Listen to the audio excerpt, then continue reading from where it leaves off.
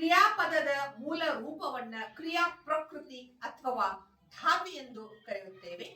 ಧಾತುವನ್ನ ಉಪಯೋಗ ಮಾಡಿ ಅದನ್ನ ವರ್ತಮಾನ ಕಾಲ, ಭೂತಕಾಲ, ಭವಿಷ್ಯತ್ ಕಾಲದಲ್ಲಿ ಹೇಳುವ ಒಂದು ಚಟುವಟಿಕೆ.